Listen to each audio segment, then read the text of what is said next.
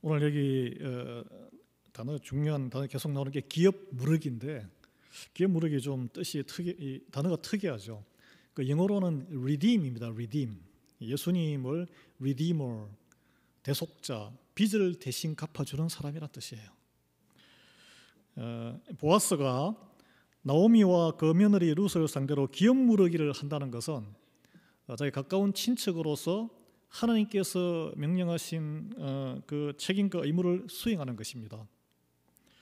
그 히브리어로 이게 원어가 고엘해서 고엘 제도라고 그러는데 원래 뜻이 가족이나 친족의 어려움에서 회복시키는 일이다, 이런 뜻이에요.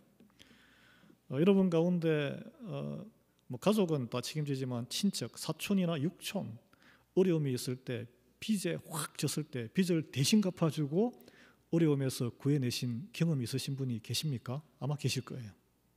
그러면 이 전통적인 고엘, 하나님이 기뻐하시는 일을 한 것입니다. 원래 동사가 가을인데 빚쟁이가 빚을 못 갚아하면 고대 시대에는 노예로 전락합니다. 종이 되어버리는 거예요. 그걸 구해내기 위해서 그 사람의 빚을 대신 갚아주고 구제하는 것을 말합니다. 그래서 구약 성경에서는 오늘 본문처럼 기업 물을 자, 기업 무르는 사람, 이렇게 번역이 되어 있습니다. 또는 보상하는 자, 또는 신약에 가면, 신약성에 가면 대속자, 구원자로 이렇게 쓰이는 거예요. 이 단어가 십자가에서 피 흘려 죽으심으로 그 우리의 죄값을 목숨값으로 하나님에게 지불하고 하신 분이 예수님이시죠. 그로 인해서 우리는 나의 죄로 인해서 내가 심판받아서 영원한 영벌로 지옥으로 떨어질 필요가 없게 된 것이죠. 그래서 예수님을 우리의 기업 무르는 자, 대속자, 구속자, 구속은 이렇게 체포, 수갑 채우는 체포가 아니고 죄값을 대신 치른 사람이라는 뜻이에요. 따라서 이 기업 무르기를 하는 것은 가까운 친족에게 하나님을 사랑함으로 인해서 이웃 사랑을 실천한 것이라고 해석할 수 있겠습니다. 오늘 이 하나님께서는 한 가정이 후손 없이 사라지는 것을 그렇게 기뻐하지 않으시고 막으려고 장치를 해놓으신 거예요. 여러분, 우리 구약 그 성경의 창세기 보면은 며느리 다말이 속임수를 써서 시아버지를 이렇게 강제로 해서 쌍둥이 아들을 낳게 되잖아요. 그 다음에 보아스가 룻과 이렇게 나중에 결혼하게 되는 것은 한 가정이 후손 없이 하나님의 자녀 백성이 남편이 갑자기 어떤 뭐 일로 인해서 죽음으로써 후손이 없어지는 그런 것을 막기 위한 하나님의 보호 장치였습니다.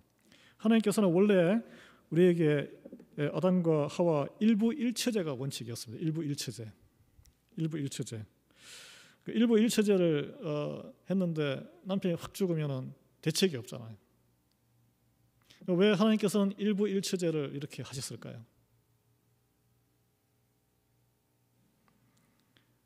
그런 의문을 가지신 적 없으세요? 신랑은 하나님이시고 이스라엘은 신부, 백성들은 하나님의 자녀는 신부고, 우리 그런 표현을 많이 쓰잖아요.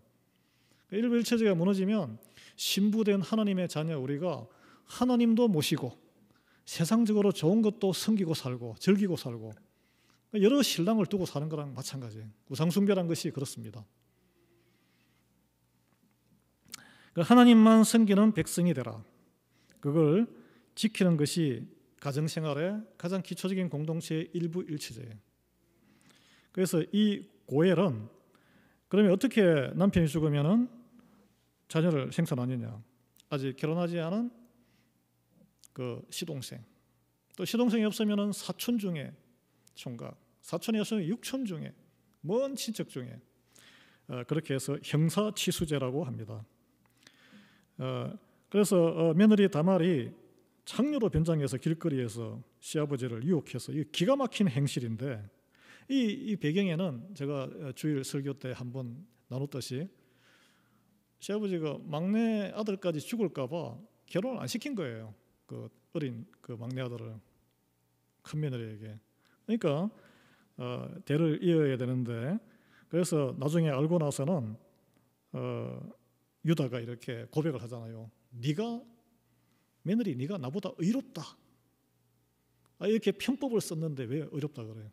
하나님의 말씀에 그 수치를 무릅쓰고 순종해서 하나님의 뜻을 세웠기 때문에 네가 다 하나님 보시기에는 더 의롭다는 거예요. 그때부터 유다가 회개를 하고 완전히 거듭난 인생을 살게 됩니다. 자기의 수치가 다 드러났기 때문에. 그래서 유다를 통해서 예수님의 계보가 연결되는 거예요. 여러분, 이 하나님의 보시기에 결혼은, 우리가 보기에 결혼은 좀 더 좋은 조건에, 좀 더 좋은 학벌에, 좀 더 좋은 인물에 나를 육신적으로 감정이 생기는 그런 상대방과 이렇게 사귀고 결혼하고 싶어 하죠. 그게 아니란 거예요. 하나님이 보시기에 좋은 결혼은 행복을 위한 결혼이 아닙니다. 거룩을 위한 결혼이에요. 거룩. 하나님의 거룩, 하나님의 공동체의 기본 출발이에요. 그러면은 참을 수 있어요. 그러면은 결혼 내에 남편과 아내의 관계를 서로 존중할 수 있어요. 저도 이 사실을 깨달은 지가 그렇게 오래되지 않았습니다. 말씀을 읽다 보니까 이 사실을 깨달아요. 그러나 이스라엘 백성들에게 이 고엘 제도는 단지 집안의 대를 잇기 위한 형사 치수제에만 국한된 게 아니에요. 먹고 사는 가장 중요한, 그 고대는 다 양치기도 했지만 땅이 있어야 뭘 하죠. 토지 소유권과 연관이 있었습니다. 요즘으로 치면은 재산권이에요. 재산권. 레위기 25장 23절 25절에 보면 토지에 대해서 형제의 기업 무르기 의무 이행 조항이 나오는데 이렇게 말씀이 나와요. 토지를 영구히 팔지 말 것은 토지는 다 내 것임이니라. 너희는 거류민이요 동거하는 자로서 나와 함께 있느니라. 너희 기업의 온 땅에서 그 토지 무르기를 허락할지니 만일 내 형제가 가난하여 그의 기업 중에서 얼마를 팔았으면 그에게 가까운 기업 물을 자가 와서 그 형제가 판 것을 물을 것이요. 이런 말이 있어요. 여기에 나는 하나님. 그 땅의 주인은 모두 누구라고요? 하나님.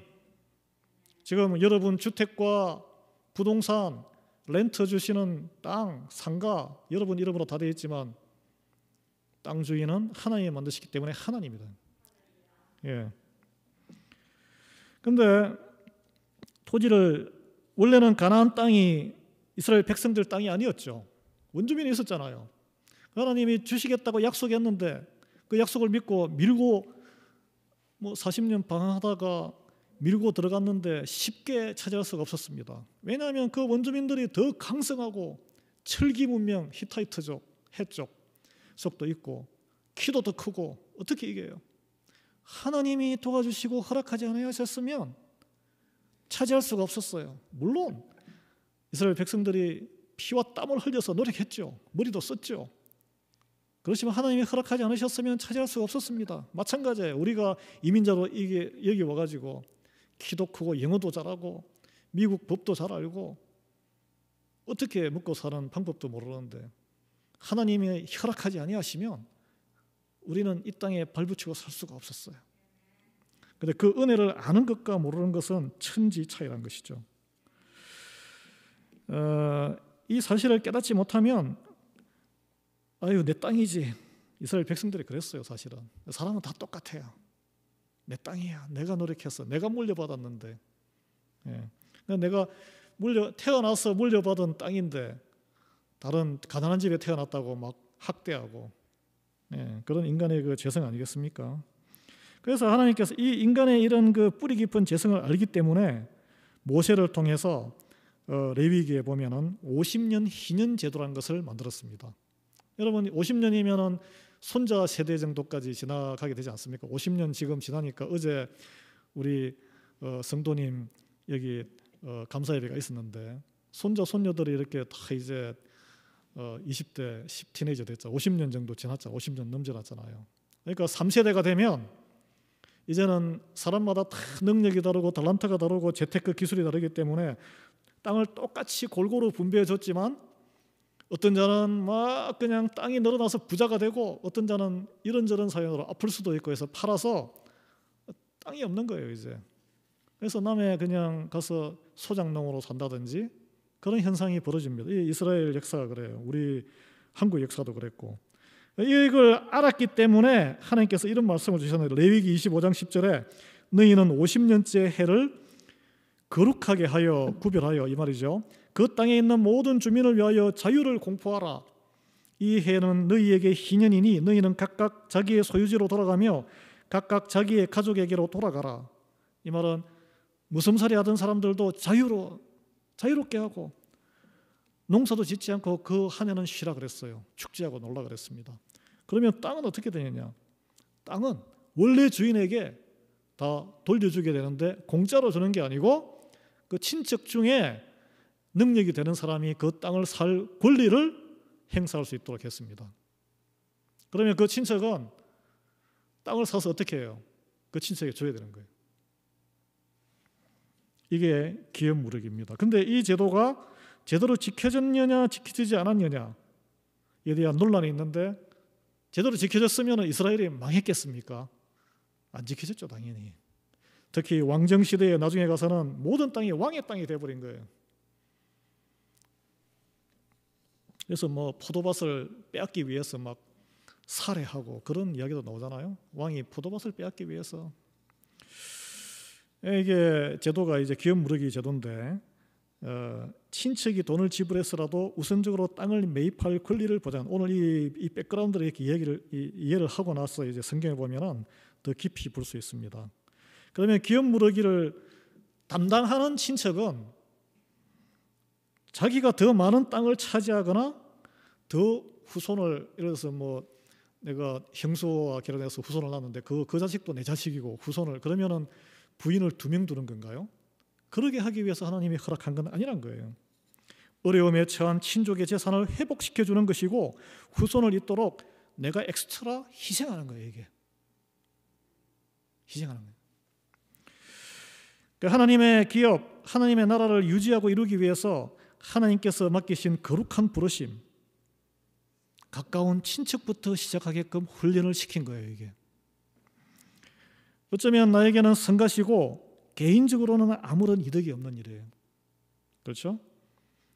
남이 제대로 인생살이 못해서 제대로 재테크 못해서 어지러 넣은 걸 내가 가서 설거지해야 되는 거예요. 이게 설거지. 목회도 그렇습니다, 여러분. 막 흥하는데 목사들이 가서 잘 되는 데 가서 편하게 막 신나게 목회하는 그런 걸 꿈꾸는 사람도 있지만 하나님이 어지러 놓은 데 가서 너 설거지 좀 해라. 그것도 사역이에요. 마찬가지예요. 성도님들도 교우분들도 막 필라라든지 뉴저지에 큰 교회도 많고 시스템이 잘 돼 있는 교회 많잖아요. 가서 즐기면서 기쁘게 신앙생활 할 수 있습니다. 그것도 귀한 일이죠.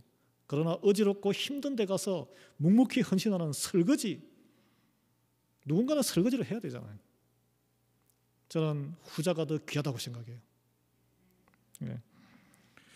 이게 오늘 기업무르기의 그 정신이에요. 남이 벌려놓고 헤쳐놓은 거 가서 설거지 묵묵히 희생하면서 하는 거예요. 나의 삶이 하나님께서 맡겨주신 것이라는 청지기 정신이 없으면 감당하기 힘듭니다. 아이 내가 더 많이 가지고 있는데 놀러 다니면서 즐기지 왜 남의 뒤치다거리를 하고 다녀요. 이 보아스가 딱 보고 정말 나오미와 그 이방 출신 젊은 청산가부 룻이 도움이 필요한데 그 하나님이 기뻐하시는 방법은 기업무르기 방법밖에 없다는 것을 알았어요. 근데 자기가 1순위가 아니야. 딱 자기보다 더 가까운 친척이 있는 거예요. 그래서 약속을 했어요. 내가 기업무르기를 통해서 당신 가정을 회복시키는데 내가 헌신하겠다. 그래서 그는 당시 제도와 법을 준수하면서 즉각 실천에 옮겼습니다. 약속을 하면 행동에 들어가야 됩니다. 어떻게? 합법적으로 절차를 거쳐서. 이게 중요해요. 하나님의 일을 하는데도 합법적인 절차가 중요합니다. 이걸 보면 성문으로 올라갔다 그래요. 성문. 고대 시대의 마을에는 밖에 적들이 오니까 성곽을 세우고 성문에서 무슨 제도를 반포하고 그 앞에 사람들이 모여서 여러분 영화에서 보셨죠? 그래요. 성문에 앉자 오늘 표현에는 사람들이 다 왕래하는 게 보일 거 아니에요? 마침 기업 물을 자 그 사람이 그 앞을 지나갔다 그래요. 이 영어로는 there just, 거기에 just 딱 그 시간에, 여러분 이런 우연이 어디 있습니까? 보아스가 성문에 올라간 지 시간은 아마 얼마 되지 않았었는데 그 해당되는 사람이 샥 눈에 보인 거예요. 우리는 이런 걸 우연이라고 아유 억세게 운도 좋네 그러는데, 이거는 하나님의 우리는 준비하심, 계획하심, 하나님의 계획 안에 우리가 들어있는 게 중요해요. 하나님의 준비 안에 들어있는 게 중요해요. 여러분 버스가 지나가는 스케줄이 있는데 그 스케줄 시간에 맞춰서 가 있는 게 중요하지, 버스를 타려면 4시간에 맞춰서 버스가 오지 않습니다. 그 많은 사람들 가운데 하필이면 그 사람이, 하필이면 그 시간에, 하필이면 그 장소에, 하필이면 보아스가 성문에 올라가서 볼 수 있을 때에 왔을까요? 보아스가 사람을 보내서, 자기의 그 하인을 보내서 그 사람을 불러낸 것도 아니에요.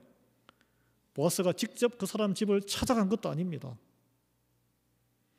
직접 찾아가면은 그냥 사적인 거래가 돼버리잖아요. 이게 성문에 올라갔다는 것은 공개적으로 공적인 거래를 통해서 모든 사람이 다 볼 수 있게끔 이 일을 한다는 것을 말합니다. 우리가 어떤 일을 할 때 모든 경우의 수를 다 감안해서 철저하게, 비즈니스도 그렇고 시뮬레이션을 짜도 돌발 변수가 발생합니다. 어려움에 처할 때가 있어요. 사업 계획도 그렇고. 그래서 운동 경기도, 여러분 월드컵 보면 승률 퍼센트가 나오는데 그 승률이 뭐 어떤 문어가 잘 맞춘다 그러고 뭐 그런 것도 있던데, 승률을 맞추기가 쉽지가 않아요. 계획대로 되지 않습니다. 그러나 하나님의 계획 안에 하나님의 뜻을 따를 때 우리는 걱정할 필요가 없어요. 예. 우리가 하는 것이 아니고 하나님의 뜻 안에, 하나님의 계획 안에 들어가면 하나님이 하시기 때문에 우리 마음도 편해요. 마음도 편해요. 마음의 평강이 온다니까요. 이게 이 교회와 우리 신앙의 생활, 그 인생을 우리 하나님께 맡기면은 내 인생이 하나님 인생이 되는 거예요. 그게 이제 평강을 우리가 얻는 거예요. 그 방법을 우리가 터득하고 그걸 누려야 합니다. 사실은. 그러니까 우리는 뭘 하느냐? 하나님이 선하신 뜻을 이루시는 것을 지켜보고 따라가고, 그냥 그 지켜본 것을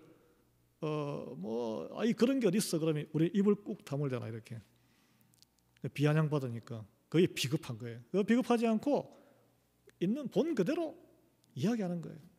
그게 바로 증거자 위트니스입니다. 그게 제자들이 한 일이에요. 제자들이 예수님과 이렇게 살았던, 지냈더니 이런 일이 있었고 이런 기적이 있었고, 죽었다가 다시 살아오고 벽 뚫고 나오고, 이거 누가 믿어줘요? 그 당시에 너 미쳤니? 이런 소리 하지 않겠습니까? 근데 비겁하지 아니하고 그걸 다 말하고 기록으로 남겼기 때문에 복음이 지금까지 사복음서를 통해서 성경에 기록이 되고 우리에게까지 은혜가 흘러나온 줄 믿습니다. 네, 마찬가지예요. 우리 자녀들이 우리가 만난 하나님, 주님, 내가 힘들었을 때, 괴로웠을 때, 나의 실수, 내가 하나님을 믿는다면서도 시행착오한 걸 대화하시고 나누셔야 된다는 거예요. 보아스는 왜 그 사람을 그냥 불러서, 사람 보내서 불러들여서 그렇게 하지 않았을까요? 공개적으로 합법적인 절차에 따라서 이게 중요하다는 겁니다. 그 성읍 장로 10명을 성문위로 칭했습니다. 여러분, 장로 10명, 장로라면은 그 마을의 리더예요, 리더. 다 바쁠 거 아니에요. 그 사람을 동시에 10명을 불러 모으기가 쉽겠습니까? 그것도 짧은 시간에. 평상시에 평판이 좋지 않으면은 안 옵니다. 누가 부른다고 갑니까? 안 와요. 그래서 하나님의 일을 이루는 데는 이처럼 평상시에 평판이 좋아야 된다는 거예요.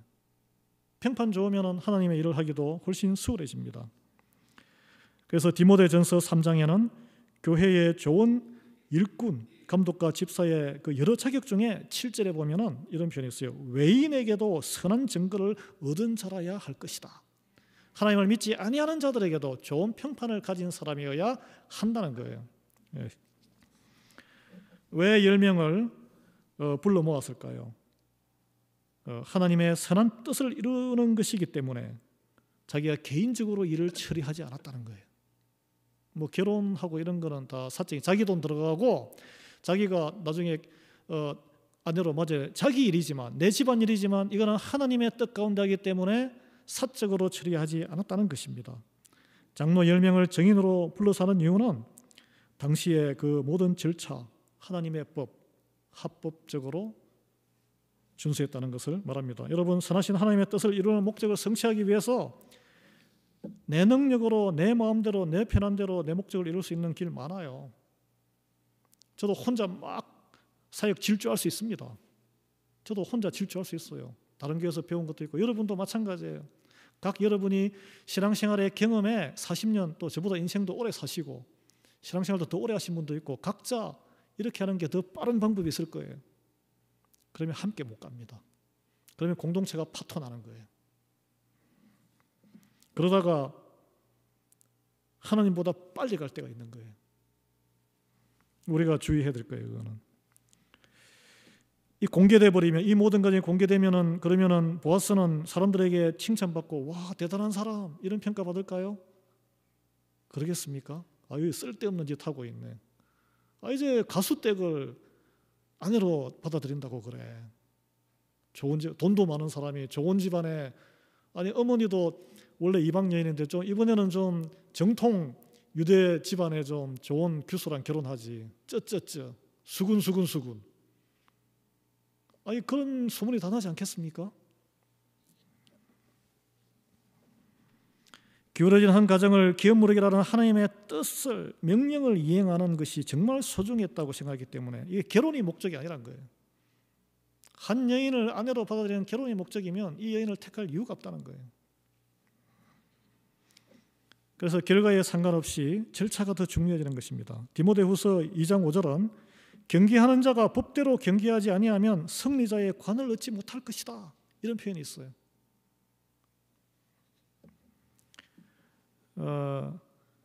여러분 만약에 보아스가 남 부끄러운 일이고 그냥 내 혼자 조용히 하나님의 훌륭한 일을 선한 일을 하면 되지 하나님이 다 하시니까 그렇게 했다면 결혼했다는 결과는 같아 보일 수 있지만 의미는 완전히 다른 것이 될 수 있었을 것입니다. 예. 하나님의 뜻이 들어가지 않고 하나님의 임재와 축복이 들어가지 않는 인간적인 뜻과 계략이 남기 때문에 그래요. 여러분 하나님의 말씀을 중심으로 일을 하면 하나님께서는 우리에게 자유함을 주십니다. 내 생각, 내 방법으로 했는데 삐끗하면은 어떻게 되는 거예요? 내 책임으로 돌아오는 거예요 이게. 예. 그 실패에 대한 두려움에 휩싸여요. 하나님 방법 절차를 지키면 욕심을 비우게 됩니다. 그래서 합력하여 선을 이뤄야 돼요. 함께 책임을 나누고 하나님에게 책임을 돌려야 되는 거예요. 예. 그래서 하나님이 이루시고자 하는 선한 일을 나를 통해서 이루시기 때문에 눈앞에 좋은 일 하다 보면은 뭐든지 인생도 그렇고 좋은 일도 있고 나쁜 일도 있고 이렇게 그러면 이게 일희일비 흔들릴 수 있잖아요. 하나님을 신뢰하면은 세상적인 방법마다 하면 느리지만 말씀대로 주님과 함께 동행하면서 우리 같이 성도들과 함께 동행하면서 함께 갈 수 있습니다. 그럴 때 홀로 진 무거운 짐을 내려놓을 수 있어요. 주님이 함께 지게 할 수 있습니다. 예. 여러분 오늘 또 여기 보면은 보아스가 이 사람을 딱 보고 이름을 불렀어요. 근데 저는 이게 참 궁금해요. 왜 성경은 오늘 아무개라고 이 사람 이름을 표현했을까요? 아무개여 이리 오라. 아무개가 뭐예요? 아무개. 개 이름도 아니고 아무개. 예. 나오미의 남편 엘리멜렉의 친족이 이 사람의 성경은 이름을 기록하지 않고 아무개라고 적고 있습니다. 하나님은 하나님의 사랑하는 자녀를 부를 때 이름으로 부르세요. 이름으로 부르십니다. 아무개야 이리 와봐. 내가 너에게 시킬래. 너에게 은혜를 주고 너는 내 아들이야. 이렇게 표현하잖아요. 이 아담아 이렇게 부르셨잖아요. 아브라함아 이렇게 부르셨잖아요. 모세야 이렇게 부르시잖아요. 에덴 동산에 내가 만든 아무개야 이렇게 안 불렀죠. 네. 이사야서 49장 16절에는 내가 너를 내 손바닥에 새겼다라고 해서 여기다가 문신을 하신 건지 그냥 적은 게 아니라 새겼다. 저와 여러분의 이름은 하나님의 손바닥에 새겨 있는 거예요 지금. 그래서 계속 우리가 제일 많이 보는 게 손바닥이에요. 손바닥. 예수님은 하나님 아버지와 당신의 관계, 그리고 예수님과 제자들의 관계, 예수님과 저와 여러분 우리의 관계, 무엇에 비유하였습니까? 목자와 양의 관계로 비유하셨습니다. 그런데 여기서 중요한 것은 양은 목자의 음성을 알고, 목자는 자기 양을 알고 다 이름을 다 아마 다윗이 양치기하면서 이름을 다 지어줬나 봐요. 어떤 그 분 보니까 닭을 키우는데 닭 하나하나의 이름을 다 지어주더라고요. 이름으로 부르더라고요. 신실하신 분인데. 그래서 요한복음 10장 3절에 보면 목자가 자기 양의 이름을 각각 불러 인도해 내느니라. 네. 여러분 그 애완동물도 이름을 다 지어주시잖아요. 그런데 오늘 기업물의 일성의 남자가 아무개가 되어버렸어요. 이제 뒤에 말씀이 나오지만 청직이 된 삶으로서 절호의 기회, 기업물을 기회, 축복의 기회, 그걸 어떻게 받아들였습니까? 주판을 튕긴 거예요. 이렇게 계산을 해보니까 이거 내한테 손해네. 노 땡큐. 뭐 이렇게 지금은 때가 아니라서 제가 좀 바쁜 일이 있어서 이렇게 말씀했겠죠. 섬김의 자리, 사랑의 자리, 헌신의 자리로 하나님이 부르실 때 쓰임받은 사람, 기록에 남은 사람, 처음에는 믿음이 없었지만 나중에 믿음의 거장으로 자손 대대로 또 축복받은 그런 사람들은 어떻게 처음에 대답했을까요? Here I am. here. 제가 약간 헷갈려서 here am I인지 I am인지. 제가 여기 있습니다. 제가 완벽하게 준비가 됐습니다. 쓰세요. 이렇게 대답하지 않았어요. 그냥 제가 여기 있습니다. Here I am. 하나님이 뭐라고 이렇게 하라 그러니까 아이고 제가 어떻게 해요? 능력도 없고 잘난 것도 없고 걱정하지 마. 내가 다 채워줄 테니까 너만 그냥 나만 따라와. 주님께서 우리에게 하신 말씀은, 예수님이 제자에게 하신 말씀은 네가 뭐 해서 학벌이 좋아서 돈이 많아서 기술이 좋아서 내가 너를 부른 거야 하지 않고 그냥 나를 follow me.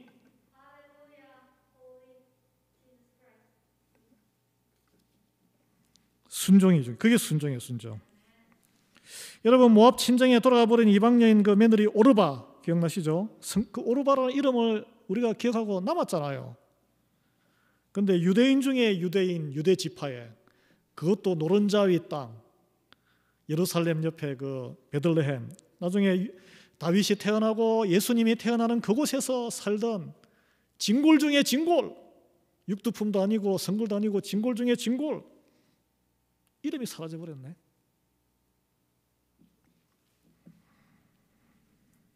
그가 처음부터 이 기업 무르기를 권리 책임을 거절한 거 아니에요. 처음에는 이 땅 사는 권리를 네가 좀 행사할 수 있나니까 그거는 내가 하지요. 내가 하죠. 할 수 있습니다. 재정적인 능력도 되니까. 장로들 10명도 보고 있고 처음부터 그냥 발 빼면은 이게 면이 얼굴이 안 서는 거예요. 그런데 보아스가 뭐 좀 힘들면은 내가 할 테니까 무리하지 마라 이런 표현이었겠죠. 그리고 두 번째, 땅만 이렇게 권리를 행사하는 게 아니라 그 여자까지 껴안아야 돼. 이방 여인까지 네가 떠나야 되니까 이게 그때부터 이제 막 계산이 머리가 좀 복잡하게 돌아간 것 같아요. 가난해진 친족에 땅값을 지불하는 것은 경제적인 도움을 주는 것이라서 좀 면도 쓰고 체면도 쓰고 또 땅을 주더라도 자기가 무슨 그 땅에 대한 권리라든지 영향력을 좀 행사하지 않겠습니까? 인간적으로. 그리고 또 이런 처음부터 종교적이고 법적인 의무를 회피하면 마을의 지도자들 장로 10명한테 비난받고 사람들의 눈총을 받을 수 있어요. 교양적인 문제, 이거 믿음으로 이렇게 대응한 게 아니고 나의 교양과 체면과 위신으로 이 하나님의 이 문제를 평가하고 대응했다는 것을 우리는 알 수 있습니다. 우리가 신앙생활할 때 이런 태도가 나올 수 있어요. 그러니까 이런 태도를 하면은 헌신과 봉사에는 반드시 한계에 봉착합니다. 나중에는 분이 나요. 본전 생각이 나고 생색이, 누가 안 알아주면 화가 나요. 내 뜻대로 안 되면 막 분이 끌어올라요. 그러면 근데 나아가서 이 가부 여인을 아내로 맞아서 아이까지 낳아줘야 되고 그 아이가 그 죽은 전 남편의 대를 이어주고 그러면 내 재산도 그 애한테 물러가게 되고 얻는 게 하나도 없네. 이런 계산이 확 돌아가는 거예요, 이게. 그래서 어떻게 합니까? 결론 나는 무르지 못하겠네. 자네나 하게. 근데 여러분 6절에서 그런 표현을 하는데 6절을 한번 제가 읽어드리겠습니다. 그 기업 물을 자가 이르되 나는 내 기업에 손해가 있을까 하여 나를 위하여 무르지 못하노니 내가 물을 것을 네가 물어라. 나는 무르지 못하겠노라. 어떤 단어가 제일 많습니까? 제가 강조했는데 나.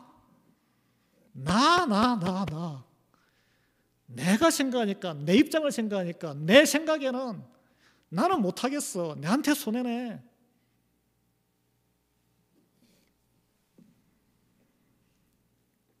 이 사람 생각의 판단 기준은 다 나예요, 나. 내 속에 갇혀있는 사람은 하나님이 없습니다. 하나님이 안 보이는 거예요. 이 일은 하나님께서 하시는 일이고 하나님이 한 가정을 살리시기 위해서 공동체를 이루시기 위해서 그걸 통해서 축복을 주기 위해서 그걸 통해서 구속사 예수 그리스도의 계보를 잇기 위해서 하는 엄청난 계획이 있는데 나라는 절벽이 딱 가로막고 있으니까 안 보이는 거죠, 그게. 물론 이분도 성전에 가서 예배 드리고 11조도 드리고 다 했을 거예요. 신실한 사람이라고 저는 믿어요. 하나님이 나의 왕이라고 입으로 고백했을 거예요. 그러나 탁 입꼬리 부닥치니까 나의 왕은 내요. 내가 하나님이에요.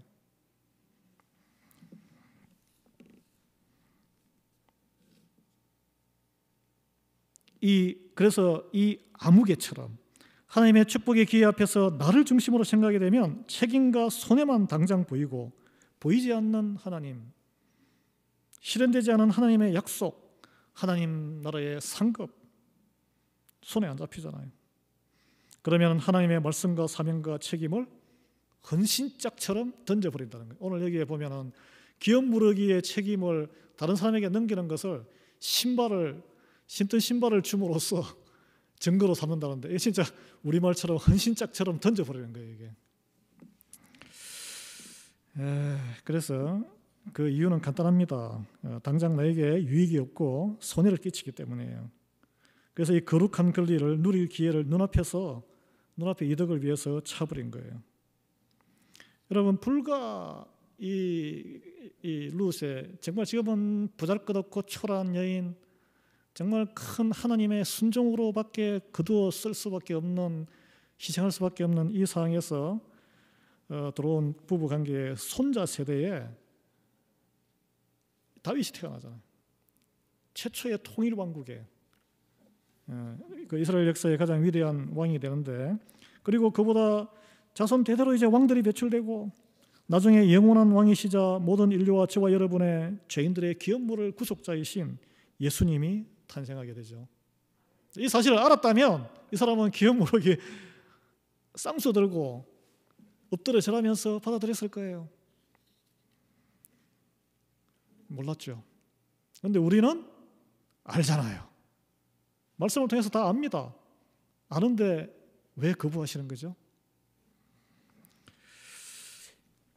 내 중심으로 생각하면 말마다 주어가 내 생각에는 내가 볼 때 이렇게 말을 하게 됩니다. 이 말에서 녹음을 하셔서 들어보시면 돼요. 그러니까 내 중심의 생각을 벗어나지 못하면 부부간의 싸움이 그칠 날이 없습니다.